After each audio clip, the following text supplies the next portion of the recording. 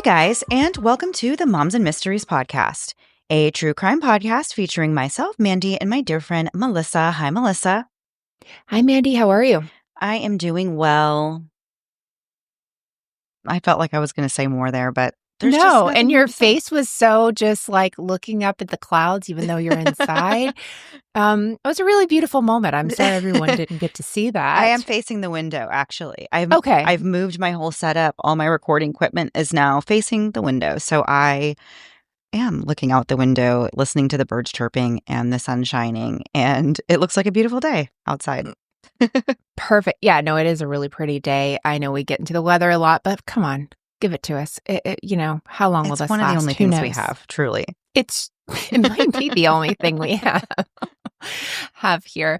But Mandy, I know you are so pumped about this episode, and I'm pumped because I know you're pumped. So this will be a great, wild story that I wasn't really aware of, but you know maybe too much about. Possibly, maybe. Yes, I have definitely heard this story before, and I was really excited when I saw that Haley wanted to research it for real and not just like Reddit research this Sure. case because Is that it is a real story.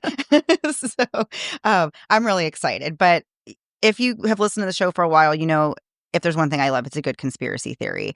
I don't necessarily mean that I love to subscribe to the beliefs of all of them. I don't think I would call myself a conspiracy theorist. Melissa, I think you can speak for me here, right? You can help me out here and say that I'm not a conspiracy theorist.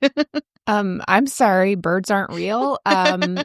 No, I agree, you're not, but you are very entertained by the Yes. idea of them, and I get that. I am very entertained by conspiracy theories, but yeah, I love hearing about them and just I love going down rabbit holes. Some things really are too weird to be true. This story to me is just one of those cases you're just like, wow, this is really crazy. So this week we're telling the story of Mary Pinchot Meyer, and this is a woman who really seemed to have it all. She was intelligent, beautiful, and she had connections to the most powerful circles in Washington, D.C.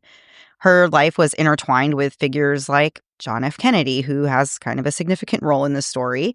And she was also married to a man who was in the CIA. But on the morning of October 12th, 1964, Mary's story took a tragic and mysterious turn. While she was walking along the Chesapeake and Ohio Canal towpath, Mary was shot execution style in broad daylight. There was no clear motive for her murder, but of course her connections to numerous people of status, including politicians, celebrities, and socialites, led to numerous conspiracy theories that suggested her death was not random. The case remains unsolved to this day, and there are many questions lingering about the life and untimely death of Mary Pinchot Meyer. Mary was born into a life of privilege, and her upbringing was really anything but ordinary. She came into the world on October 14th, 1920, and was raised among America's elite in a family known for its power, wealth, and activism. Mary's father, Amos, was a lawyer and the co-founder of the American Civil Liberties Union, or ACLU, and her mother, Ruth, was a journalist who wrote for magazines such as The Nation and The New Republic.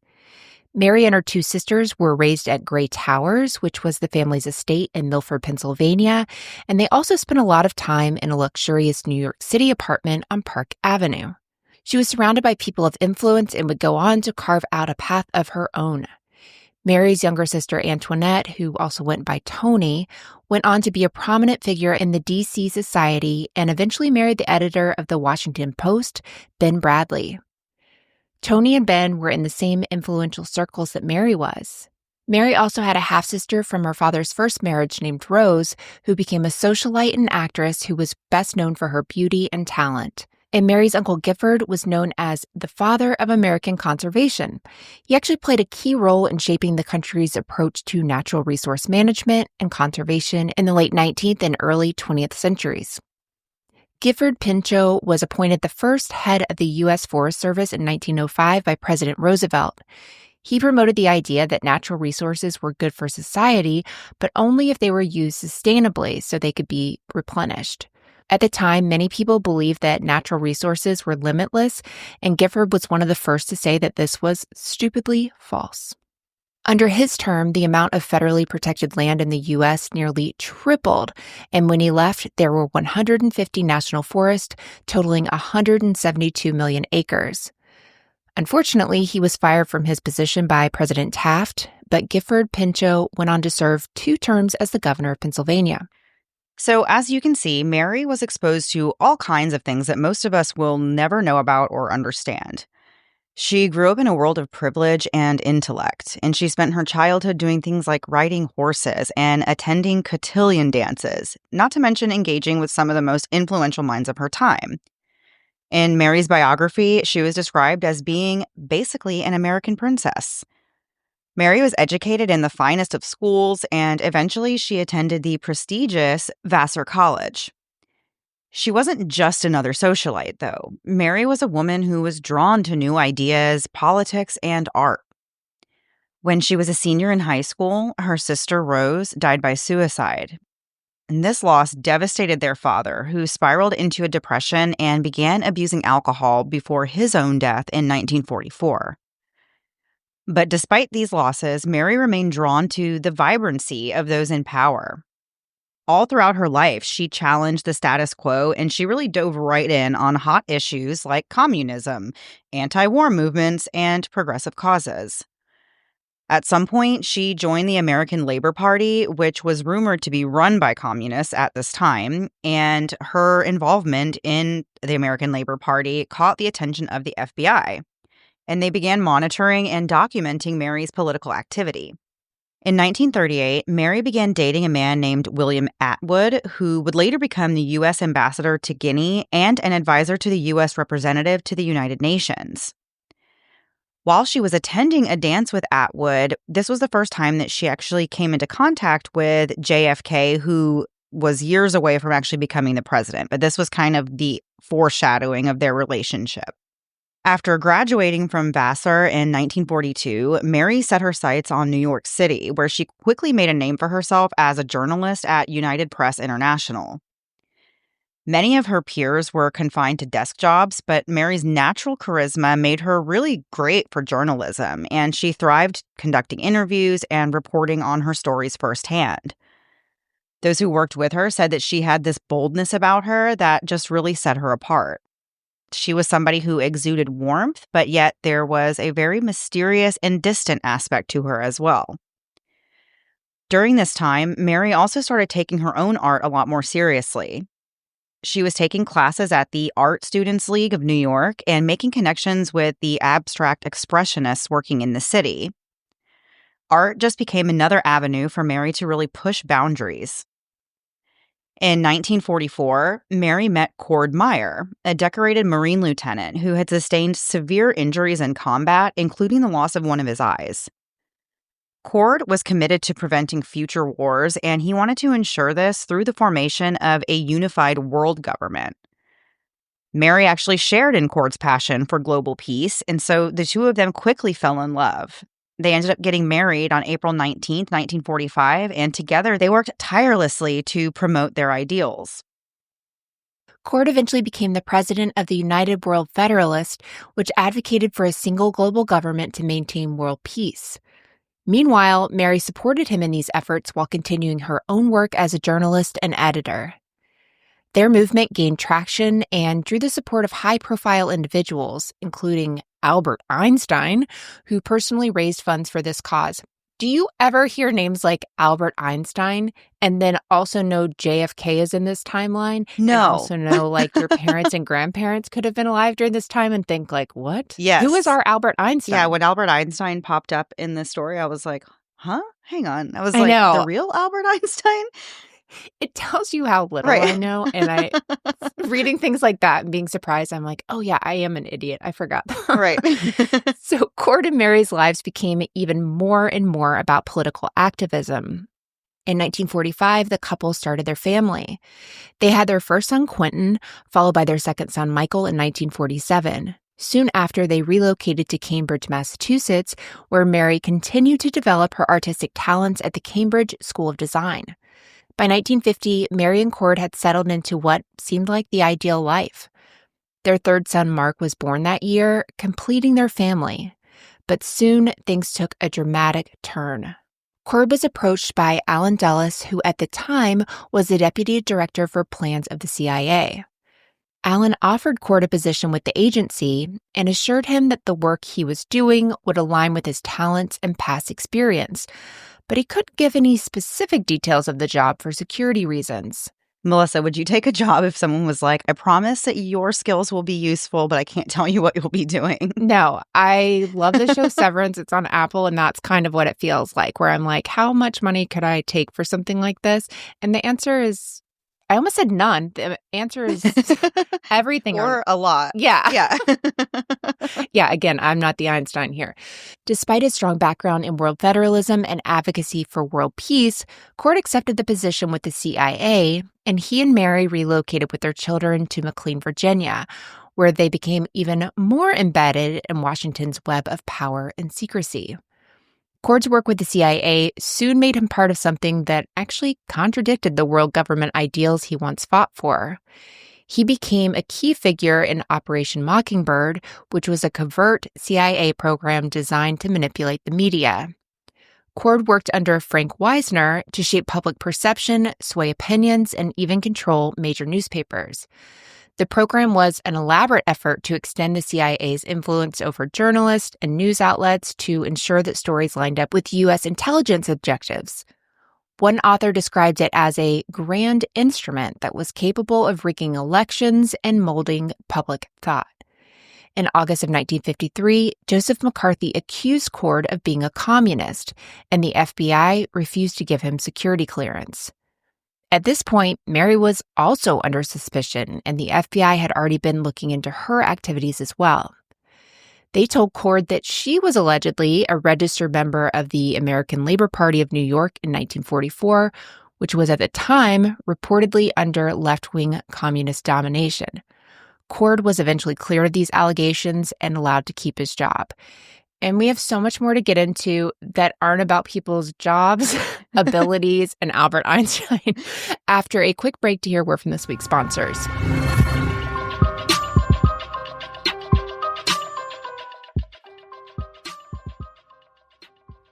As an introvert, there's nothing I love more than being at home. It's where I can truly unwind, feel comfortable, and enjoy just a little peace. But every now and then, it's nice to give the place a little refresh. Whether that means decluttering or just adding a few new pieces to feel more at ease, it's always a great time for a little home TLC. And if you're anything like me, Wayfair has everything you need to make your space exactly how you want it. Recently, I picked up a few things from Wayfair to make my home even more of an introvert's dream house. I was in the market for some kitchen utensils. I don't know about you, Mandy, but literally all my forks, knives, spoons are disappearing at a rapid pace, and no one seems to know where they are. I was also looking for a clever way to hide that not-so-charming cat litter box, and I found exactly what I was looking for. The utensils are perfect for both function and style, and that litter box hider, a total win. It blends right in and makes the whole room really look so much better. And as always, Wayfair really came through with the fast delivery, and it was also so easy to set up. There was no hassle, just the way I like it. My home feels even more cozy now, and it's like a mini escape every time I walk in. Wayfair has so many options that make it easy to find everything you need to make your home just right. Whether you're updating your living room with a cozy chair, adding some storage solutions, or giving your kitchen a little upgrade, Wayfair has something for every style and budget. They even have free delivery, which is always a win in my book. Give your home the refresh it needs with Wayfair. Head to wayfair.com right now. That's WAYFAIR.com. Wayfair. Every style, every home. It's 2025. Are you still wearing clothes from 2005? Let's face it, it's time for a change. This podcast is sponsored by Daily Look, the #1 highest-rated premium personal styling service for women. With Daily Look, you get your own dedicated personal stylist who curates a box of clothes based on your body shape, preferences, and lifestyle. No algorithms here, just real stylists working for you. Look, according to my screen time, I'm a very, very busy person. Between family, work, and whatever that last thing is that my daughter needs for school the very next day, the last thing I want to do is go to a store and sift through endless racks of clothes to find something I might like. I'd honestly rather do anything else. But then I found Daily Look, and it really solved all my wardrobe problems. My stylist absolutely nailed it. And I'm not sure if there's such thing as a jeans fairy, but if there is, it's my stylist Esperanza. She found jeans that are actually in style, but they also look cute and are comfortable and somehow long enough for me. Daily Look sent me a box filled with pieces curated just for me, and I got to try them all on in the comfort of my home. And I honestly loved everything I tried on. You can try on up to 12 premium pieces per box in the comfort of your home, whether you need something chic for a day at the office or just cozy outfits for your everyday routine. Daily Look has you covered. And the best part is, you only pay for what you actually love, and Daily Look offers free shipping both ways. The process is simple. Fill out their style quiz, receive up to 12 hand-selected items delivered to your door, and keep what you love. It's truly that simple. Daily Look partners with both established and up-and-coming designers, so you might find pieces from brands like Kate Spade, AG, Good American, Girlfriend Collective, Spiritual Gangster, and more. With sizes ranging from extra small to 3X and 0 to 24, there is truly something here for everyone. It's time to get your own personal stylist with Daily Look. Head to dailylook.com to take your style quiz and use code MOM50 for 50% off your first order. Once again, that's dailylook.com for 50% off, and make sure you use our promo code MOM50 so they know we sent you. One last time, dailylook.com and promo code MOM50. And now back to the episode. Before the break, we just started to really crack into the story of Mary Pinchot Meyer, who was a woman that had connections with some of the most influential people in the United States government at the time. She and her husband, Cord, just moved to Georgetown. This is now the early 1950s after her husband, Cord, had joined the CIA, and the couple became very prominent figures in society there. They mingled with many others who were connected to the CIA and to U.S. foreign policy during the Cold War era. But the couple's marriage itself began to change because Mary was starting to become more disillusioned with her husband's work. As we said before, he took this job with the CIA and pretty much abandoned these ideals that the two of them had really grown in love together with. Now, the work he was doing for the CIA was really directly in contradiction to everything that she thought they were building together.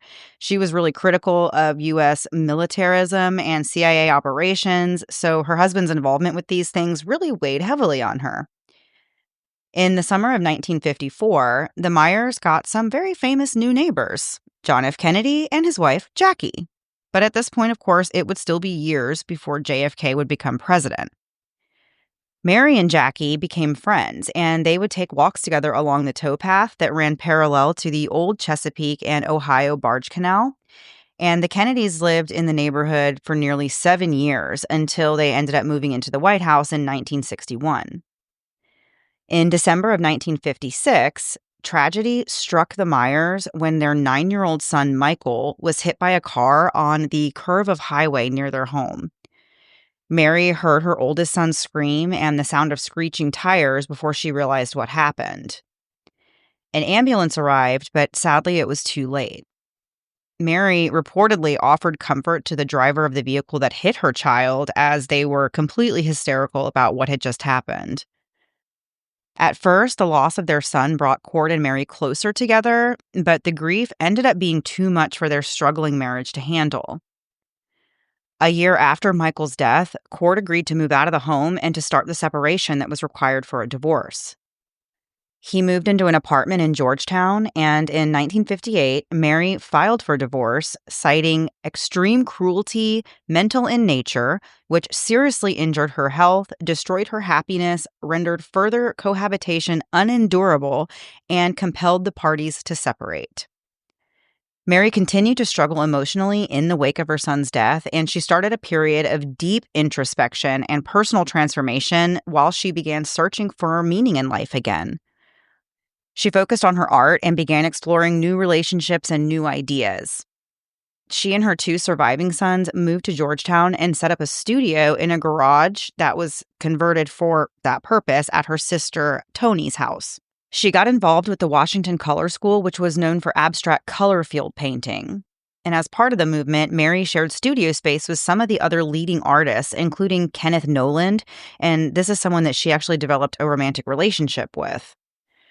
Under his influence, Mary learned new art techniques, and her style evolved to include shaped canvases. In late 1963, she held a solo exhibition at the Jefferson Place Gallery in Washington, D.C., which received critical acclaim for its luminous use of color. Sometimes we cover people, and I think my biography would be so boring. A half a sentence. And even then, edits would need to be made to make me sound better. Right. Like, we have to pump this up a little bit somehow. Yeah, right? Yeah. But in December of 1961, Mary's life took a turn when she found herself entwined in a sexual affair with the most influential person that she knew, President John F. Kennedy.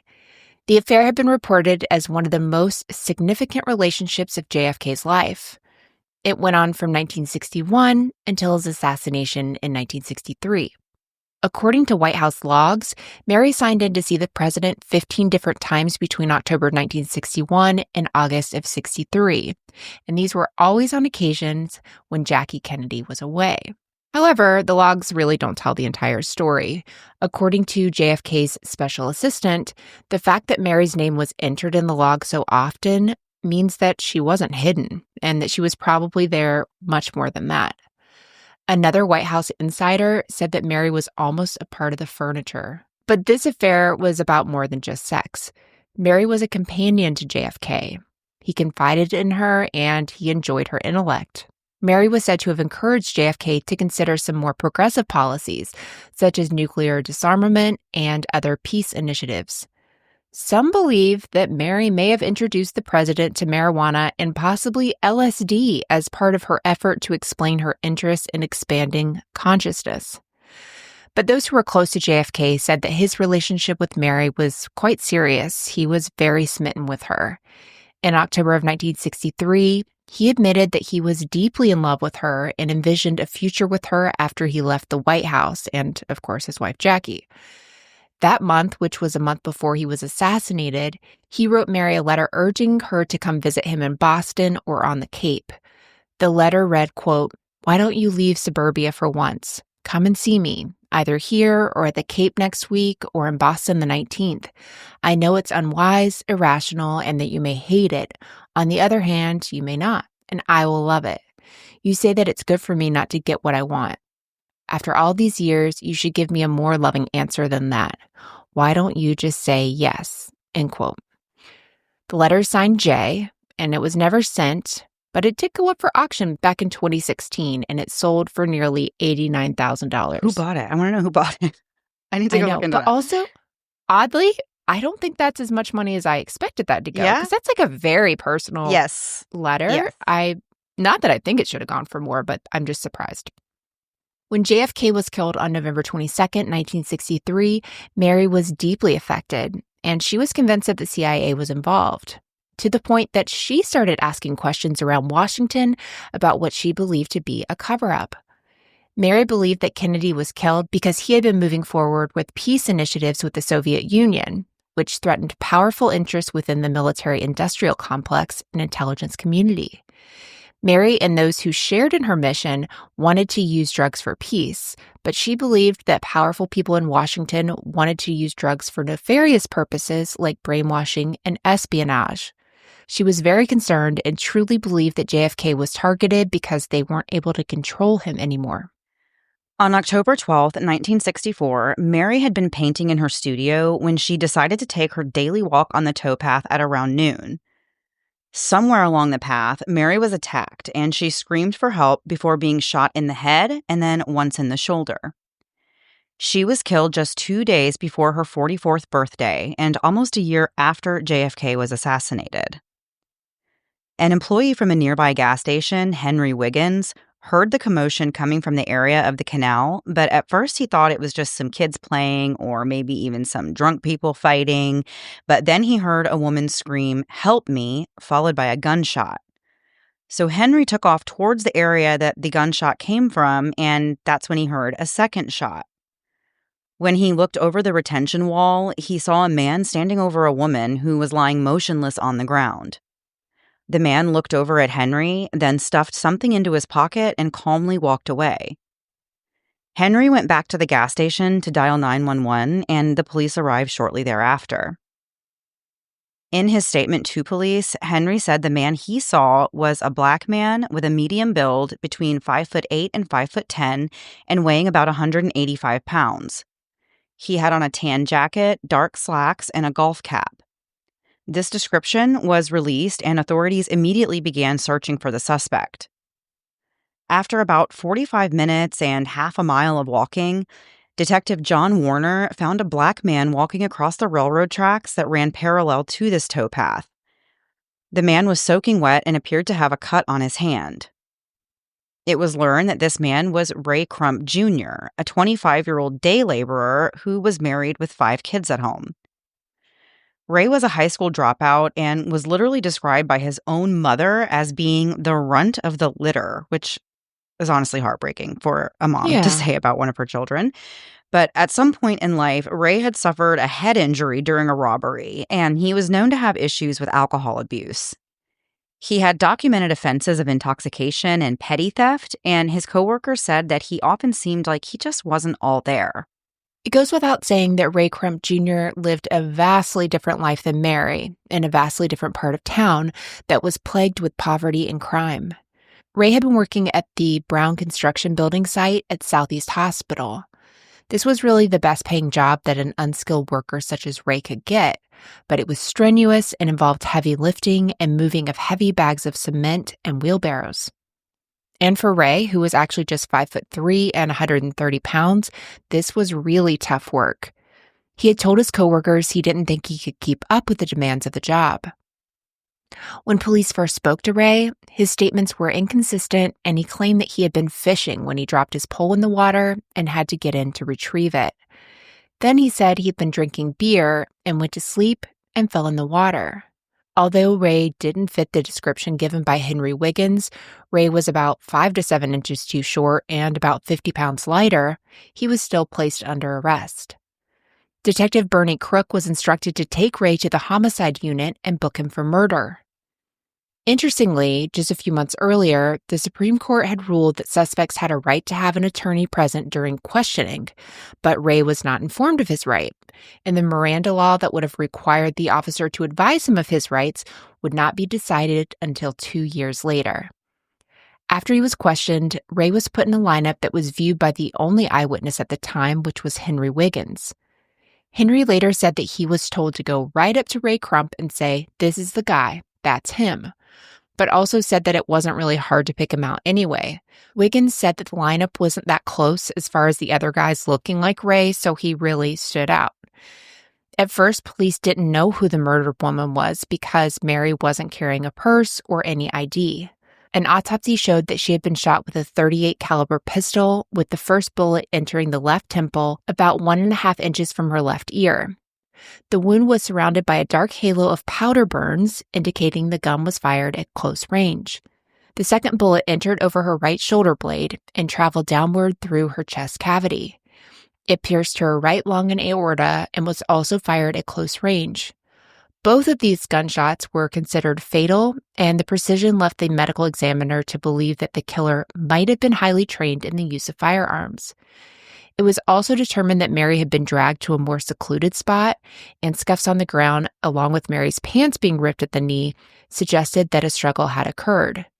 Mary had not been robbed or sexually assaulted. She was simply executed. 4 days later, the FBI Crime Lab delivered its forensic report to the chief of the Metropolitan Police Department. That report stated there was no forensic evidence at all that would connect Ray Crump Jr. to Mary Meyer or to the murder scene. This meant there was no blood, no hair, semen, saliva, urine, or even fibers from Ray found on Mary, and none from Mary found on him. There was also no evidence that Ray had even fired a gun that day. Considering the amount of blood that was found at the scene and on Mary's body, it seemed highly unlikely that Ray would have managed to avoid getting even a single drop of blood on his skin or his clothing. Furthermore, Ray was much shorter than Mary and not much heavier, so it would have been difficult for him to drag her across the towpath during an intense struggle. The police had no real evidence against Ray Crump other than him being nearby the scene of the crime. They visited his home and spoke with his wife, who said that he had actually skipped work that morning, and she said that she wasn't sure exactly where he was, but she knew that he did not go out fishing. All Ray's fishing gear was in the closet, and a neighbor also said they saw him leave his house around 8 o'clock that morning, but did not see him carrying any fishing gear, though he did look like he was carrying something else. That neighbor clarified, though, that she didn't think what he was carrying was a gun and said she had never seen him with a gun or even known him to have one. There was a huge effort to locate the murder weapon that involved 40 police officers, members of the U.S. Park Police, and 8 Navy scuba divers. They probed the river with grappling hooks and dragged the bottom with magnets in an area near the site of Ray's capture, and they swept around the forest and in the woods. But after 2 days of intense searching, they still never found any weapon. The gun that was used to kill Mary Meyer has never been found to this day. At some time after 6 p.m. on the evening of the murder, Mary's brother-in-law, Ben Bradley, positively identified her body. And we have so much more to get into after one last break to hear a word from this week's sponsors.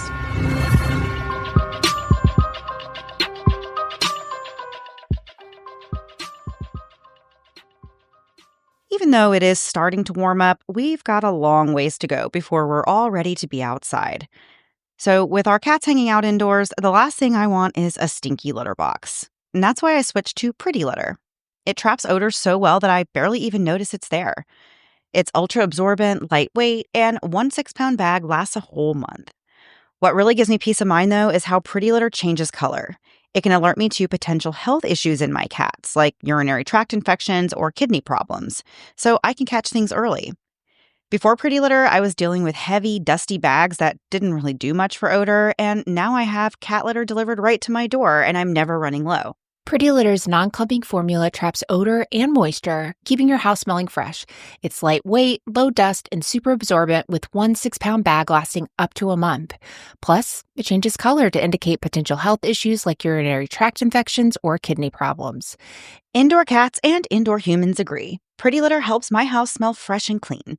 Go to prettylitter.com/moms to save 20% on your first order and get a free cat toy. That's prettylitter.com/moms to save 20% on your first order and get a free cat toy. prettylitter.com/moms.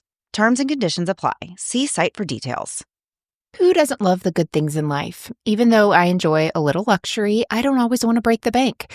And I don't have to, thanks to Quince. I recently bought my mother-in-law a gorgeous 100% Mongolian cashmere sweater from Quince. I bought it for Christmas, but it's also perfect for a Mother's Day gift. Honestly, I was so impressed with the quality, I wanted to just keep it for myself, but she's like 5'1", so that would never happen. But Quince's prices were so good, I ordered one just for me. It's comfortable and beautiful and absolutely elevates my wardrobe without emptying my wallet. What I love about Quince is that they offer luxury essentials at prices that actually make sense. This sweater feels just as luxurious as others I've seen from top brands, but way more affordable. And it's not just cashmere, their washable silk tops, organic cotton sweaters, and even 14-karat gold jewelry are all priced so well. And the best part is Quince cuts out the middleman by partnering directly with top factories, which means they pass those savings on to us. Plus, they only work with factories that prioritize safe, ethical, and responsible manufacturing practices, so I feel good about every purchase. Quince offers high-quality luxury essentials at prices you can afford, like 100% Mongolian cashmere sweaters starting at $50, washable silk tops, organic cotton sweaters, and 14-karat gold jewelry, all priced 50 to 80% less than similar luxury brands without compromising quality. Give yourself the luxury you deserve with Quince. Go to quince.com/moms for free shipping on your order and 365-day returns. That's QUINCE.com/moms to get free shipping and 365-day returns. Quince.com/moms. We all have those days when we're running around and the last thing we really want to worry about is body odor. And what's my absolute must for staying fresh all day?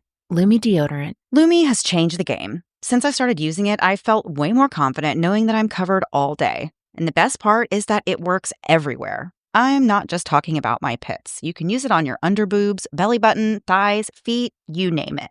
Lumi keeps me smelling fresh no matter where I need it. My new favorite is a solid stick with clean tangerine. It's the perfect balance of fresh, but it's still subtle. Plus, it glides on smoothly and doesn't leave any of that weird residue behind. I've made Lumi a part of my daily routine, and it's one of the easiest ways to make sure I feel fresh all day long. What makes Lumi unique, you ask? It's a whole body deodorant that's clinically proven to block odor for up to 72 hours. Whether it's your armpits, your feet, or anywhere else, Lumi's got you covered. It's pH balanced and gentle enough for use below the waist, and it's free from baking soda and parabens. It's a deodorant you can trust to keep you fresh from head to toe. Lumi's starter pack is perfect for new customers. It comes with a solid stick deodorant, cream tube deodorant, 2 free products of your choice like mini body wash and deodorant wipes, and free shipping. As a special offer for listeners, new customers get 15% off all Lumi products with our exclusive code.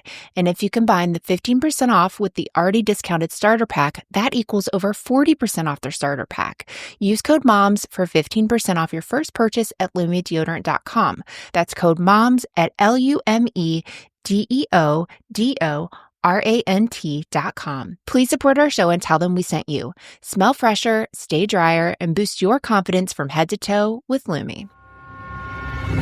And now back to the episode. So before the break, we were discussing the FBI's interest in Ray Crump Jr., trying to link him to Mary Meyer's murder. And despite there not being any physical evidence, they haven't found the weapon. The investigation lacked really substantial evidence that was against him. But investigators finally got a break in the case the morning after the murder when a U.S. Army lieutenant named William Mitchell showed up at police headquarters and said that he saw the news of Mary's murder in the paper that morning, and he believed that he had passed her while running on the towpath the day before. He said he was stationed at the Pentagon and ran on the towpath most days during lunchtime. William was able to describe Mary's clothing in great detail and said that she was crossing a narrow wooden footbridge when he stopped to allow her to cross before him. About 200 yards later, William passed a black man wearing clothing almost identical to the description that Henry Wiggins gave of the man he saw at the murder scene. Despite having no evidence against Ray Crump Jr., the government seemed eager to get his murder trial underway, and he was indicted on October 19th, just 1 week after the crime and without a preliminary hearing, and he was arraigned on October 30th. His trial date was set for January 11th, 1965. The murder of a prominent socialite in a racially charged atmosphere was a huge story in the media, and there was a public outcry for justice to be served swiftly. David Atchison, who was a family friend of the Meyers and the lead of the U.S. Attorney's Office, prioritized this case and assigned an experienced prosecutor to it. The judge also ruled that Mary's life would not be allowed to be paraded in the courtroom, basically meaning no jabs about her affair with JFK. But in a turn of events, Ray's trial was postponed until July of 1965 because his new lawyer, Devi Johnson Roundtree, was able to obtain a postponement to conduct her own investigation. And this attorney wasn't just any attorney. In 1942, Devi Roundtree became the first Black woman and one of the first women, period, to break racial and gender barriers in the U.S. military when she joined the Women's Army Auxiliary Corps during World War II. She went on to become one of the first women to be commissioned an Army officer. She earned the rank of captain and personally recruited dozens of Black women for wartime Army service. After the war, Devi went to Howard Law School and she graduated in 1950. At that time, there were only 83 Black women lawyers in the U.S.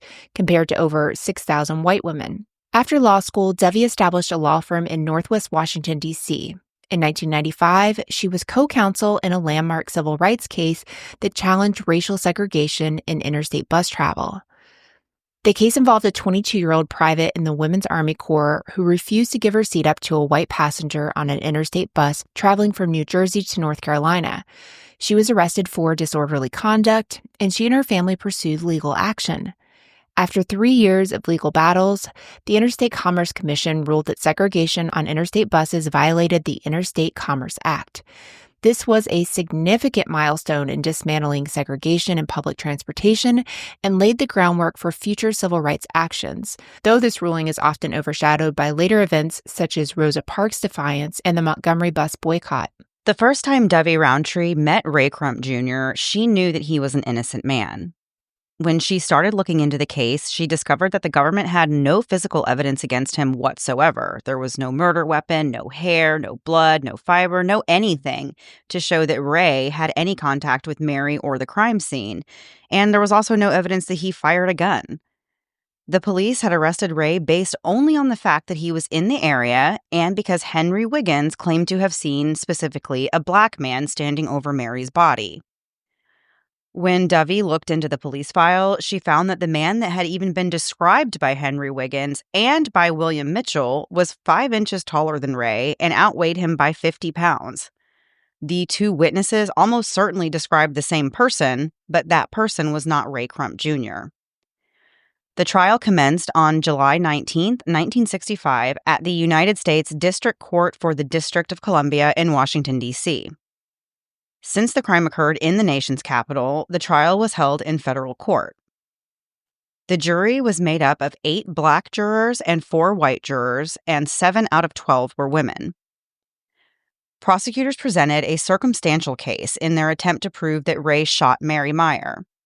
Their case included 27 witnesses and over 50 exhibits. The lead prosecutor went so far as to try introducing a large tree branch into court as evidence and claimed that the location of the bloodstains on this branch would support his reconstruction of Mary's struggle before her death. He argued that Ray attacked Mary with the intent to rape her, and when he failed, he shot her twice with a pistol. Henry Wiggins testified that he heard screams and saw a black man standing over Mary shortly after the shots were fired. He testified that the man he saw was about 5'8" and weighed about 185 pounds. Lieutenant William Mitchell testified that he saw a man matching Ray's description following Mary shortly before her death. They also presented evidence that they found Ray near the crime scene shortly after the murder and that he was wet and disheveled and claimed to have been fishing despite having no fishing gear with him. When it was the defense's turn, Dovey Roundtree presented 3 witnesses and 1 single exhibit to the jury. First, she emphasized the lack of physical evidence and pointed out how weak the prosecution's case really was. She also challenged the witness descriptions of the alleged attacker. Then, Ray himself was presented as Exhibit A. He stood before the jury, and Dovey asked them if Ray, who was 5'3" and 130 pounds, matched the description of the person described by the 2 witnesses. It's actually unclear whether the prosecution was even aware of the size discrepancy between Ray and the alleged suspect. They never even addressed this themselves in the trial or offered any explanation for why Ray was such a different size than the man the witnesses described. On July 30th, 1965, after 11 hours of deliberation, the jury returned with a verdict. Ray Crump Jr. was found not guilty of the murder of Mary Meyer. Her murder still remains unsolved to this day, but boy, oh boy, are there theories. Yes, there are. There are some people, though, who believe that Ray was the actual perpetrator. Journalist Nina Burley said that Ray lied about what he was doing on the towpath that day, claiming to have been fishing but not being able to prove it, and that the evidence against him may have been circumstantial, but that it was strong. She said that her investigation led her to conclude that Ray was capable of violent behavior. Nina had met Ray's former wife, who was apparently in hiding from him, and she described Ray's violent side and showed Nina a scar on her neck from a knife attack. Ray did serve time in prison after his acquittal for repeat arsons and sexual assault. Another theory is that Mary's death was simply a random act of violence that was unrelated to her political connections or personal life, and that her connections in Washington were just a tragic coincidence. And sure, that happens, but how much do we emphasize when that happens? Like, this is so rare that someone just randomly, kills somebody for no reason. It's very, very rare. Yeah. A popular theory, though, is that Mary was killed by the CIA or some other government power. Those who believe this theory say that Mary's connection to the CIA, the FBI, and numerous prominent figures in government and politics cannot be overlooked. Furthermore, supporters of this theory point to another mystery. This one I'm fascinated by, and this is the mystery of Mary's personal diary. So according to Ben Bradley, who again was Mary's brother-in-law, he and his wife Toni, who was Mary's sister, learned about Mary's diary from Anne Truitt, who was a friend of Mary's who actually called them from Japan on the night of the murder. And she urged them to find and secure Mary's diary right away. So when Bradley and Toni went to Mary's studio to look for the diary, they found James Angleton, the CIA's head of counterintelligence and a family friend, attempting to break in and also was looking for her diary. Whoa. When the diary was found, Bradley claimed that he and Toni decided to burn it after reading its contents, which included details about Mary's relationship with Kennedy. But there are many conflicting accounts about the diary. For example, the New York Times reported in 1974 that before Mary died, she confided in her friends James and Anne Truitt about her affair with Kennedy and also about her diary, which of course outlined details about some of her evenings with the president. Mary asked them to, in the event of her death, keep the diary and to show it to her son Quentin when he turned 21. And so on the night that Mary was murdered, the Truitts were in Tokyo. And so that's when they contacted James Angleton to go find the diary. So it sounds like they may have just tried to get like anyone over there to go find the diary. And that, I guess, they contacted the people that they trusted to get that done. Really interesting. So according to this account from the New York Times, Mary's sister Toni and her husband Ben, as well as James Angleton and his wife Cicely, along with Mary's husband Cord and her former roommate Anne Chamberlain, all apparently gathered at Mary's on the Saturday after her death and tore the place apart looking for the diary. But after searching for hours, they came up empty-handed. Toni later ended up finding the diary in Mary's studio, and it was locked in a steel box filled with hundreds of letters. Naturally, the fact that this diary has vanished has led to even more speculation about Mary's death. Multiple sources claim the diary contained details about the 2-year affair Mary had with JFK, including their intimate relationship and private discussions. It also reflected Mary's thoughts about JFK's evolving political views, namely his push for peace initiatives, nuclear disarmament, and his alleged conflict with the CIA. Some believe the diary may have had insight into JFK's assassination, as Mary was known to be very open about her suspicions that the CIA was involved in his death. And supporters of this theory believe that this is why Cord Meyer and James Angleton were so determined to find the diary. So this author, Peter Janney, he wrote Mary's Mosaic, also claims that his father, a man named Wistar Janney, this was a senior CIA official, was part of some conspiracy to silence Mary Meyer. And he argues that her murder was orchestrated to prevent her from going public with information about Kennedy's assassination and about government corruption. Mary's murder, he says, had all the characteristics of a highly professional hit job as well as the framing of an innocent man. The diary may have also had details about Mary's experimentation with LSD and her efforts to introduce consciousness-expanding ideas to powerful figures in Washington, including the president. And and basically, her connection with this guy, Timothy Leary, who was doing all this research at the time on psychedelics, kind of adds weight to this theory that Mary was involved in these types of things.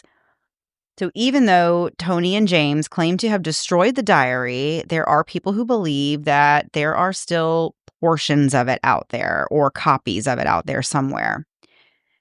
Neither the prosecution nor the defense in Ray Crump's trial had any idea about the diary until long after the trial was over. But once it came to light that this diary had once existed, it was realized that Ben Bradley actually lied on the stand because he was asked specifically what articles of Mary's property he had found, and Bradley never mentioned finding this diary. The prosecutor later said that he had been totally unaware of Mary's connections, and if he even knew about the diary, it would have changed everything. When Dovey Roundtree learned about this diary years later, she actually found out about it through Bradley's autobiography. She said she was completely shocked, and it would have changed everything. Her line of questioning would have been much different if she were aware of the story that Bradley had told in his autobiography 30 years later. Dovey said she was deeply unsettled when she learned about James Angleton's awareness of the diary's existence and his interest in finding it, reading it, and destroying it. And if she had known about all this back then, she would have pursued, answers as to what was going on. Interestingly, aside from the people involved or those who were close to them, nobody really knew about the diary or about Mary's affair with President Kennedy until 1976, when the National Enquirer published an article about it. One person said it was a bombshell, not because it happened, but because nobody I know ever heard a whisper. Wow. In a deathbed interview in February of 2001, Mary's husband, Cord Meyer, was asked who he believed had murdered his ex-wife. And contradicting an earlier statement he had made that pointed to a sexually motivated assault by a single individual, on his deathbed, Cord responded to that question that he thought the same SOBs that killed John F. Kennedy killed his wife. Mic drop. Yeah. So I don't know what that means. Yeah, this is super fascinating because, I'm actually very surprised that Ray Crump Jr. wasn't found guilty. Me too. Because it just seems like if there's this much government involvement behind it, and especially at the time, because they really had nothing on him. Legitimately, they didn't have anything. I don't think he was out fishing. His wife seems to think he wasn't out fishing. No one knows what he was really doing, but I don't think that he was killing anyone. To me, it sounds more likely somebody that has a problem with alcohol, should be at work, isn't at work. He says, I'm out fishing. Basically, don't tell my wife. That sort of a thing. So, yeah, I totally agree with what you're saying there. But also, I find it so interesting how far off he was from the description. If you're 1 or 2 inches off or 10 pounds off, that's one thing. But 50 pounds and 5 inches, it's a totally different person. It's very hard to get that. And they didn't have any, I didn't see any information in the research about what Ray was wearing when they picked him up, but they had the description of the suspect wearing a tan-colored coat, a cap, and everything. Mm-hmm. I'm assuming that Ray was not wearing clothes that matched that description because there was nothing about that in there, which would make sense that they wouldn't document things if it wasn't lining up necessarily with what was, being reported or what, the witnesses were saying. So, but I thought that was interesting too, that they did have a description of what clothing the suspect was wearing, but then there was no mention of whether or not Ray was actually dressed like that. Yeah. And then of course the diary of it all about, them being so quick to say you got to get it. Obviously, there was something in there she didn't want people to know. Right. Which I feel like if you had an affair with the president of the United States, anything in your diary you would not want to become public knowledge. So you can understand that. But also at the same time, you understand why people have questions about what exactly was in there. Because people obviously have questions about JFK's assassination. So it makes sense naturally that they would be like, well, I wish I could see what was in that lady's diary. Right. Yeah. That is a very fascinating story. And even if her ex-husband's going to his grave saying, I know who did it. And it's that guy who was killed, who happened to be the president. Yeah. Those people. Very, very interesting story for sure. And I feel like there is still more that I want to look into, from this story. And now I want to go and there's specific details I'm curious about. I'm I want to go find out more about that. So fascinating story. I loved this one. Absolutely. Yeah, this was super interesting. Before we go, just a reminder, we have bonus episodes up on Patreon and Apple Podcast Plus, I think it's called. Bonus episodes up there if you want more interactive and extra stuff there at patreon.com/momsandmysteriespodcast. Otherwise, on the Apple Podcast app, you can find lots of our extra stuff. We have more stuff coming up very, very soon. All right, guys. Thank you for listening this week. We will be back next week. Same time, same place, new story. Have a great week. Bye.